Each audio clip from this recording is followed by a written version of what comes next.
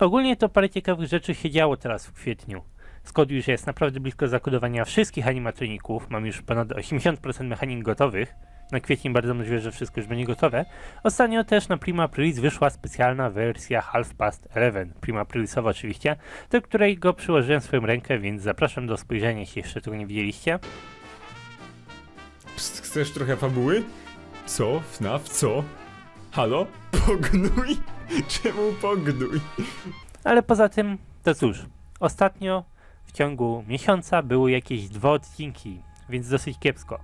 Fatalne tempo i w ogóle postanowiłem się z tego powodu wziąć za jakieś prostsze tematy, czyli teraz miał być odcinek na temat pytań i nieporozumień w FPS-ie, ale cóż, problem polega na tym, że ten odcinek też mi się strasznie rozciągnął i bardzo powoli mi idzie, dlatego postanowiłem zrobić coś jeszcze drobniejszego, miniserię, takie shorty, krótsze odcinki, głównie z FPS-a, pojedyncze, małe tematy na temat gry.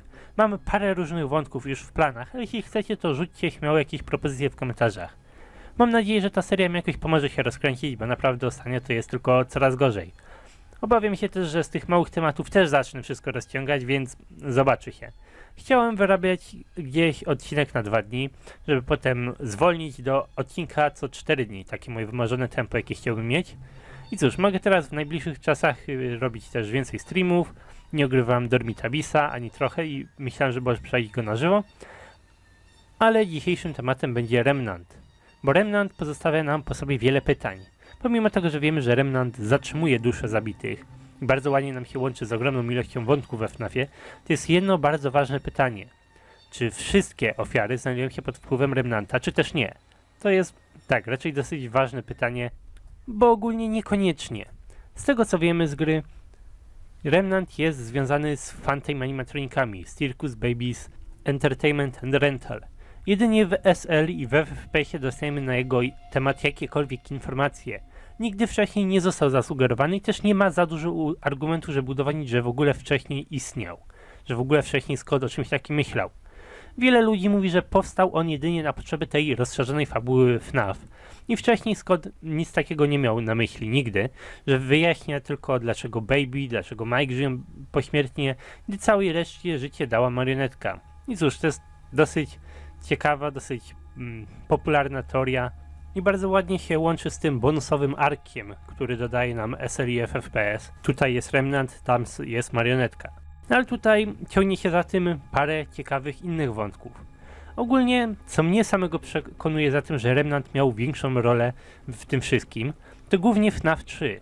W tej grze dostajemy parę ciekawych rzeczy. Jedną z nich jest to, że zginął morderca.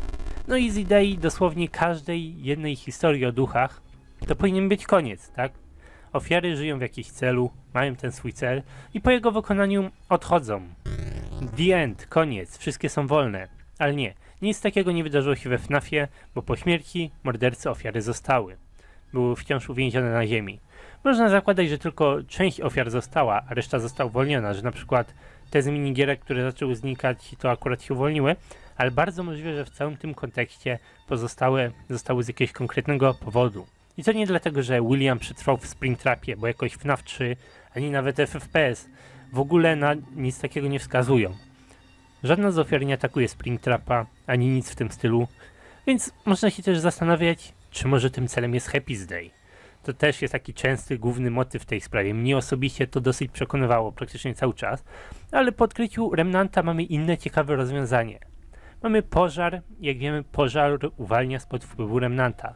Zawsze według mnie sam pożar Fazbear's Fright brzmiał słabo, także nie miał za dużo znaczenia i w ogóle był taki na siłę trochę, tym bardziej na siłę był pożar w FPS-ie, ale jeśli wierzyć w Remnant, to masakrycznie dużo wątków się tutaj zaczyna ze sobą kleić. Na ten moment przekonuje mnie to, że Jeremy to Henry, a to jeszcze rozwinie na innych tych krótkich odcinkach. W tym momencie odcinek na temat Henry'ego jest 3 w kolejce, więc oczekujcie go za 4 dni, jeśli nie zacznie się znowu obijać. Tak więc Henry spala animatroniki w FPS-ie, bo wie czym jest Remnant, ale także pierwszy pożar Fazbear's Fright też jest prawdopodobnie totalnie tym samym, jedno z drugim ma związek.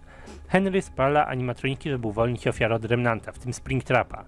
To naprawdę się klei jedno z drugim, chociaż nie było szans, żebyśmy wyjaśnili Remnant tak całkowicie w oryginalnej fabule, w pierwszych 4 grach, to jednak mogliśmy zgadywać, że istnieje jakiś powód, dla którego te ofiary jeszcze się nie uwolniły. Z powodu właśnie Remnanta. Więc mamy przynajmniej 5, na którą wpływa Remnant. Springtrap, czyli William Afton, twórca Remnanta, najprawdopodobniej też znajduje się pod wpływem tej substancji, bo raczej wątpię, że ktoś, kto stworzył miksturę nieśmiertelności, nie wypije jej, nie będzie starał się być nieśmiertelny, to nie ma sensu. Zwłaszcza po FFPS-ie widzimy, że naprawdę nie ma żadnego sensu, żeby marionetka dała życie Springtrapowi.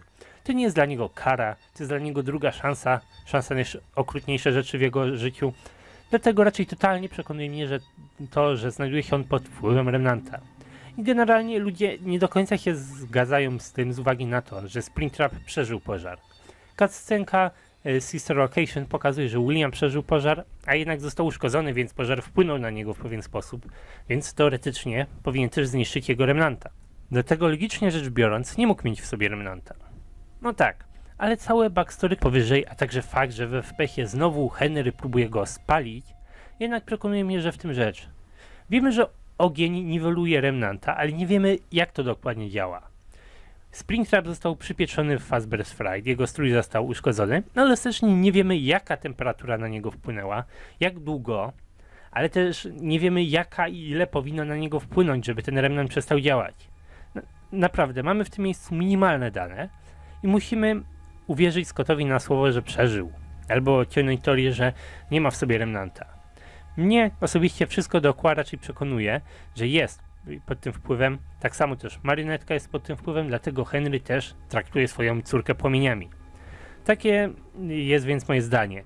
Chociaż z początku niewiele świadczyło za tym, że coś takiego jak Remnant istnieje, a później, że niewiele postaci było pod jego wpływem, to jednak istnieją takie rzeczy jak to, że ofiary wciąż żyją po FNAF 3, czy sam powód, dla którego Henry uwalnia ofiary spalające animatroniki w FPS-ie.